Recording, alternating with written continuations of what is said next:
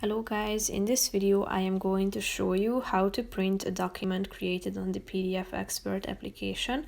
But first I just want to mention, don't forget to subscribe to my channel because at 10,000 subscribers I am going to show you my whole YouTube revenue statistics and growth strategy, how to make money online. So let's jump into it.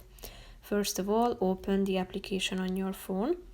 After that, tap on the My Files button down below and select the document you want to print.